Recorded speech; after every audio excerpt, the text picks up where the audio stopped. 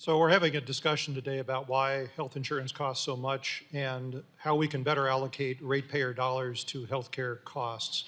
Mr. Markovich, I was pretty astonished last year when I heard that Blue Shield had contributed $500,000 to a committee supporting the passage of Prop 50 in California. Prop 50, as everyone in this room knows, was an effort to shift 5 congressional seats from Republican control to Democrat control. It's a pretty transparent, partisan undertaking that passed. Reasonable minds can disagree whether or not that's something that should have been supported. I myself feel like mid-cycle redistricting erodes voters' trust in our elections and our democracy. I oppose doing it in Texas. I oppose doing it in California. Reasonable minds can have a discussion about that, but I was just astonished that a health insurance company would wade into a political debate in such an enormous way. Why on earth did you do that? Well, respectfully, Congressman, we didn't do that. What we have a long history of at Blue Shield of California is contributing to candidates from both parties at the federal and state level, including Governor Schwarzenegger, Brown, and Newsom. And we try to support candidates that we think will be thoughtful about healthcare policy. And this contribution to a fund that did not have a specified purpose is something we committed to as a part of that. After that contribution had happened, the governor then purposed those funds for Proposition 50, and our plan did not take a position on it. Okay, to be clear though, these were 2 different checks for $250,000 each to a ballot measure committee, not a candidate. I mean, we understand supporting candidates, but this was to support a ballot measure. So if not Prop 50, what ballot measure did you think you were supporting? Well, we didn't know, neither we nor the other healthcare companies. You wrote a $500,000 check not knowing what ballot measure you were supporting? We and other companies, including other healthcare companies, all contributed to this account, and it's not uncommon, particularly in California with lots of propositions, where candidates would prefer contributions to these types of accounts as opposed to direct contributions to their campaign support. Well, now knowing what you know, do you regret having made that contribution, knowing that, this was the only, Prop 50 was the only proposition that this committee supported? Well, we did not support or oppose Proposition 50. We didn't take a position on that. So, it's a decision we consciously made going in, as did others, and just didn't have control over where it went afterwards.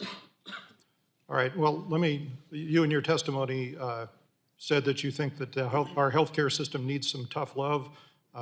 Respectfully, I'd like to offer you some.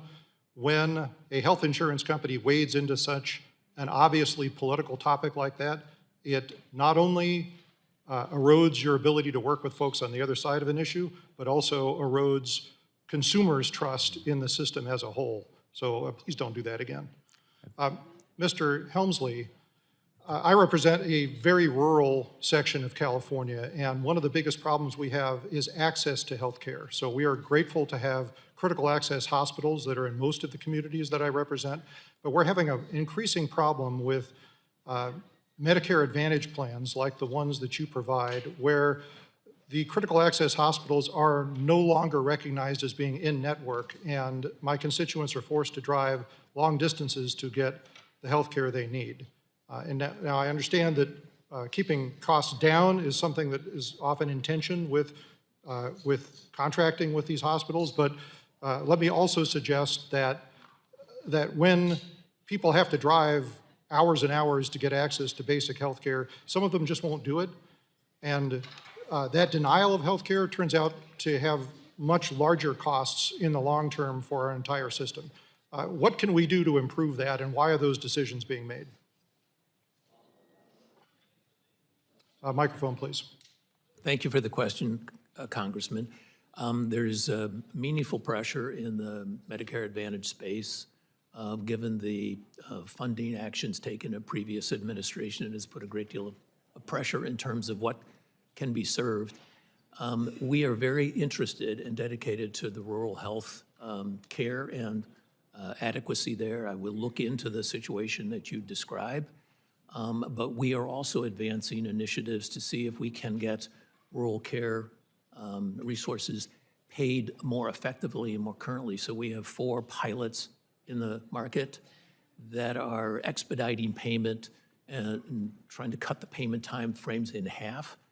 And Right, so those are I'm sorry, successful. we're out of time here, broadly. but these critical access hospitals are going to close if this trend is continued. That's not good for you, and it's not good for the constituents that rely on them. We appreciate that. Gentleman yields back.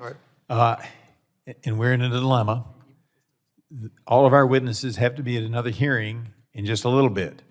So unfortunately, we're going to have to roll back the question time for members to 3 minutes subsequent to the questioning by Ms. Ocasio-Cortez, who is now recognized for 5 minutes.